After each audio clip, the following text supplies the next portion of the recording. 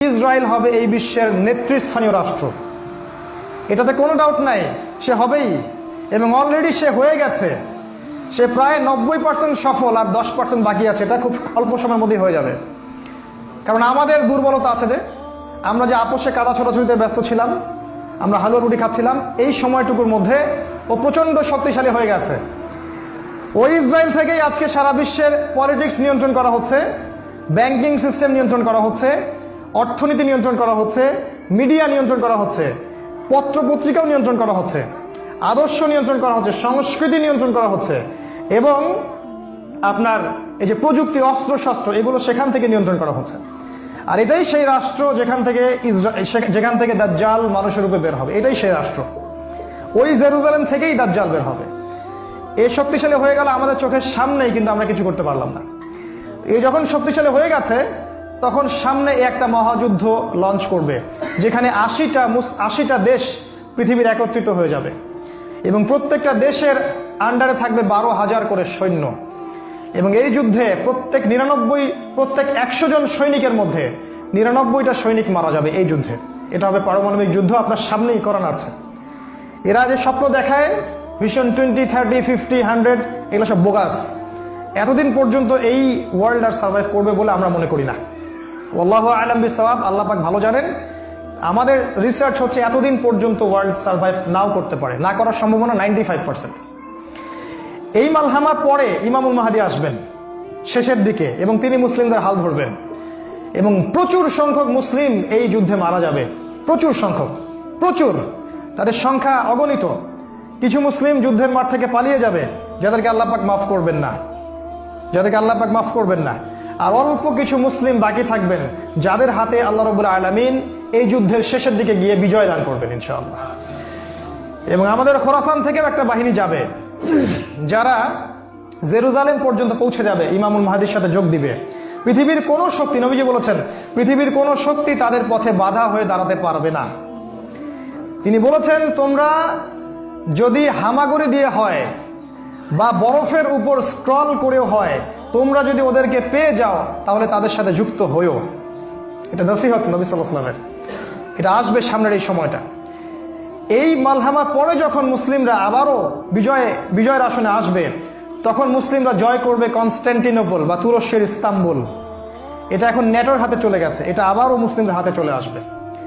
তারপর ঘোষণা করা হবে যে মাসিহুদ দাজ্জাল মানুষের রূপে বের হয়েছে। কোথায়?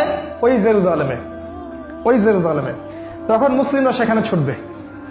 দাজ্জালের বাহিনীর সাথে মুসলিমদের ব্যাপক ফাইট হবে, কিন্তু মুসলিমরা তাদের সাথে পেরে উঠবে না। কেন পেরে উঠবে না? কারণ আল্লাহ পাক দাজ্জালকে এজন্য এভাবেই সৃষ্টি করেছেন। সে একটা পরীক্ষা, একটা ফিতনা। তার হাতে আল্লাহ পাক প্রচুর ক্ষমতা দিবেন। সে বৃষ্টি বর্ষণ করতে পারবে, সে প্রযুক্তি নিয়ন্ত্রণ করবে, সে আকাশ নিয়ন্ত্রণ করবে, সে প্রত্যেকটা শহরে প্রবেশ করবে, প্রতিটা শহরে। সে খুব দ্রুত ফ্লাই করতে পারবে। তার হাতে খাবারের মজুদ থাকবে, মানুষকে দুর্ভিক্ষের মধ্যে সে ফেলে দিবে। যারা তার আনুগত্য করবে সে তাদেরকে খাবার দিবে, মানে ইকোনমিক প্রোগ্রেস দিবে। যারা ওকে অনুসরণ করবে সে তাদেরকে সোনা রূপা দিয়ে দিবে। যারা ওকে অস্বীকার করবে সে তাদেরকে দুর্ভিক্ষ দিবে, মেরে ফেলবে। এক কথায় যারা দাজ্জালকে অনুসরণ করবে তাদের প্রত্যেককে দাজ্জাল প্রোগ্রেস দিবে, উন্নতি অগ্রগতি দিবে, তাদের জিডিপি বাড়তে থাকবে এক কথায়। আর যারাই মাসিহুদ দাজ্জালের বিরোধিতা করবে তাকে সে একদম ধ্বংস করে ফেলবে, একদম ধ্বংস। অর্থনৈতিক দিক থেকে, শারীরিক দিক থেকে রাষ্ট্রগুলো আক্রমণ করবে, সে পুরো ম্যাসাকার করে ফেলবে।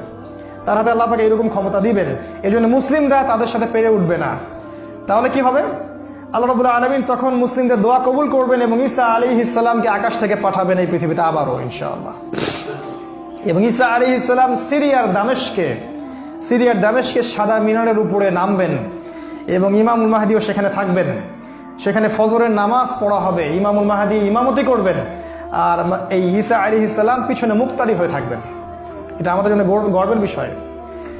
এরপরে ঈসা আলাইহিস সালাম বলবেন যে অবরোধ তুলে দেওয়া হবে, মসজিদের দরজা খুলে দেওয়া হবে, এবং ঈসা আলাইহিস সালামকে দেখা মাত্রই মাসিহুদ দাজ্জাল পালাতে শুরু করবে। এবং দাজ্জালের বাহিনী, অর্থাৎ ইহুদি খ্রিস্টান সভ্যতার সাথে মুসলিমদের যুদ্ধ হবে।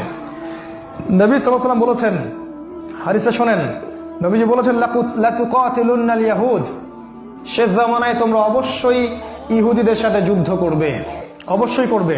এমনকি কোনো ইহুদি যদি পাথরের পিছনে লুকায়, তখন সেই পাথর কথা বলবে, ইয়া মুসলিম ইন্না ওয়ারা আল ইয়াহুদ তাআলাউ ফাকতুলহু, হে মুসলিম আমার পিছনে একজন ইহুদি আছে, আসো তাকে হত্যা করে যাও। এটা পাথর পর্যন্ত কথা বলবে। ফিলিস্তিনের বাবে লুদ নামক জায়গায় দাজ্জালকে হত্যা করা হবে। ওই বাবে লুদটা ইন্টারনেটে গিয়ে দেখবেন, সেখানে ইসরায়েলের বিমানবন্দর তৈরি করা আছে এখন। এই বাবে লুদেই এখনই তৈরি করা আছে। আমি একটু আগে বললাম যে দাজ্জাল আকাশ নিয়ন্ত্রণ করবে, ওই বাবে লুদের এয়ারপোর্ট থেকেই সে আকাশ নিয়ন্ত্রণ করবে। আমার মত এটা আমার মত, আমার বুঝ এটা। ওই বাবে লুদে সবচেয়ে বড় একটা এয়ারক্রাফটের ঘাঁটি তারা মজুদ করেছে এই বাবে লুদের মধ্যে, প্যালেস্টাইনে। আর ওই জায়গায় ঈসা আলাইহিস সালাম এই মাসিহুদ দাজ্জালকে হত্যা করবে। এরপরে ঈসা আলাইহিস সালাম জেরুজালেম থেকে ইমামুল মাহদিকে সাথে নিয়ে পুরো বিশ্বে ইসলামী খেলাফা বাস্তবায়ন করবে। পুরো বিশ্বে নবীজি বলেছেন, একটা পাকা বাড়ি একটা কাঁচা বাড়িও বাদ থাকবে না যেখানে ইসলামের কালিমা লা ইলাহা ইল্লাল্লাহ প্রবেশ করবে না। একটা কাঁচা বাড়ি একটা পাকা বাড়িও বাদ থাকবে না। এরপরে ঈসা আলাইহিস সালাম 40 বছর এই পৃথিবীতে ইসলামী খেলাফা বাস্তবায়ন করবেন। নবীজি বলেছেন, পৃথিবীতে কোনো জুলুম থাকবে না, কোনো রকমের অন্যায় পাপাচার থাকবে না। বাঘে এবং হরিণে এক ঘাটে পানি খাবে, কেউ কারো প্রতি কোনো অবিচার করবে না। এক একটা ফল হবে বিশাল বিশাল, আল্লাহ পাক বরকতের দরজা সব খুলে দিবেন। প্রচুর বৃষ্টিপাত হবে, মাটি উর্বর হবে, প্রচুর সুজলা সুফলা হয়ে যাবে এই পৃথিবীটা। আবারও আগের অবস্থায় চলে আসবে পৃথিবীটা ইনশাআল্লাহ। কোনো দূষণ থাকবে না, কিচ্ছু থাকবে না ইনশাআল্লাহ। এই 40 বছর তিনি রাজত্ব করবেন, তারপর তিনি মারা যাবেন এবং তাকে দাফন করা হবে রাসূল সাল্লাল্লাহু আলাইহি ওয়াসাল্লামের কবরের পাশে। আর ইমামুল মাহদী আরো আগেই মারা যাবেন। তিনি 7 বা 9 বছর রাজত্ব করবেন, এই মুসলিম উম্মাহকে নেতৃত্ব দিবেন। এই অবস্থাটা সামনে আসতে যাচ্ছে। এই কথাগুলো আপনাকে কোনো সেকুলার মিডিয়া বলবে না, কোনো কাফের মিডিয়া বলবে না, কোনো পত্রপত্রিকায় পাবেন না। ইভেন এখন ওয়াজ মাহফিলও এগুলো বলা বন্ধ হয়ে গেছে। এই কথাটা আমি কেন বললাম, শুধু এত যে বড় একটা কথা আমি বললাম, এত ডিটেলস বললাম, এটার কারণ একটাই, যাতে আপনি হীনমন্যতায় না ভোগেন। কারণ সামনের যে বিজয়ের সময়টা, সেটা আমাদের বিজয়ের সময়। কোনো সন্দেহ নাই যে এই সময়টা অবশ্যই আসবে, কারণ প্রিয় নবী মুহাম্মদ সাল্লাল্লাহু আলাইহি ওয়াসাল্লাম তার পবিত্র জাবান এটা বলে গেছে। আমাদের নবী সাল্লাল্লাহু আলাইহি ওয়াসাল্লাম তার অলৌকিক পবিত্র জাবান এটা বলে গেছেন, কোনো শক্তি নাই পৃথিবীর এই কথাকে উল্টে দিতে পারে ইনশাআল্লাহ তাআলা। অতএব এখন যে দেখছেন এই যে সেকুলারদের দাপট, এই যে কাফেরদের দাপট, নাস্তিকদের দাপট, মুরতাদদের দাপট, একদম সব ওদের হাতে। অর্থনীতি, রাজনীতি, এভরি সিঙ্গেল সেক্টর ওরা কন্ট্রোল করছে। এর কিচ্ছু অবশিষ্ট থাকবে না ইনশাআল্লাহ তাআলা। ওরা যতই চেষ্টা করে নিক না কেন, তারা ইসলামের এই অপ্রতিরোধ্য গতিটা ঠেকাতে পারবে না ইনশাআল্লাহু আযজা ওয়া জাল্লা।